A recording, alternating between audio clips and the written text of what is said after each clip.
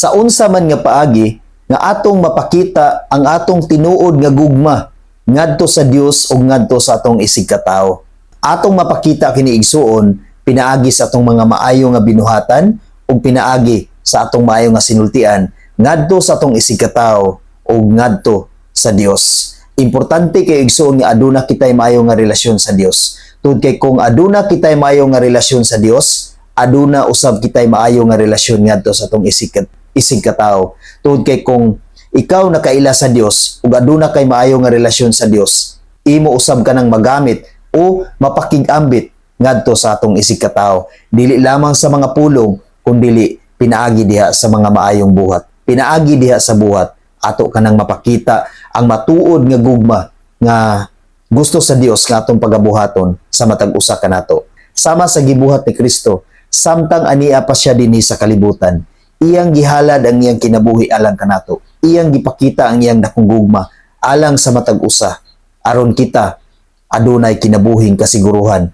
dinhi sa kalibutan. Unang Juan 3 versikulo 16. Gihatag ni Kristo ang iyang kinabuhi alang kanato. Pinaagi niini atong maila ang tinuod nga gugma. Busa angay usab kitang maghalad sa atong kinabuhi alang sa atong isig katao. Ingon ana kamaayo ang Dios sa atong kinabuhi igsuon.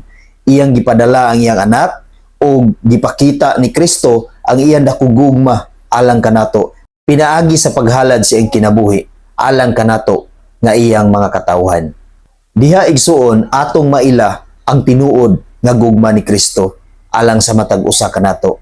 O gusto ni Kristo igsuon nga ang iyang gugma nga iyang gipakita kanato, nga ang iyang gihalad kanato, gusto niya igsuon nga ato usab kining gamiton ngadto sa atong isig katao, ngadto sa atong isig kamagtotoo. Gusto ni Kristo igsuon nga atong ipakita nga kita adunay paghigugma sa uban, isip iyang mga anak ug iyang mga katawhan. Gusto sa Dios igsuon nga aduna kitay maayo nga relasyon ngadto sa atong isig katao. Tungod kay kung aduna kitay maayo nga relasyon ngadto sa atong isig katao, aduna usab kitay maayo nga relasyon sa Dios. Tungod kay ang Dios mahimuot man sa atong mga binuhatan nga atong gipakita ang atong pagkamaayo ngadto sa uban. Unang Juan 3 versikulo 18. Mga anak, ipakita ta ang matuod nga paghigugma pinaagi sa maayong buhat, dili sa mga pulong lamang. Mao kana ang gusto sa Dios nga mahitabo sa atong kinabuhi igsuon, nga atong ipakita ang atong matuod nga paghigugma ngadto sa Dios, ngadto kaniya ug ngadto sa atong isig katao, dili sa mga pulong lamang igsuon kundi diha gayud sa buhat. Kung ikaw matinud-anon nga nahigugma sa Dios, aduna gid kay panahon sa Ginoo, aduna kay maayo nga relasyon ngadto kaniya.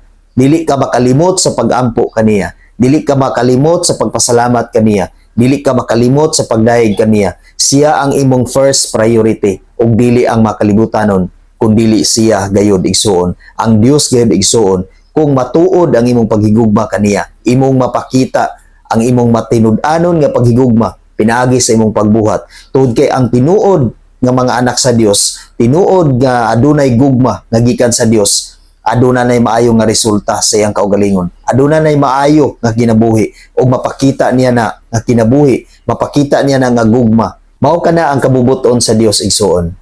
Kung ato kanang buhaton sa kanunay, ang Dios mahimuot gayud kanato. Amen. God bless sa tanan.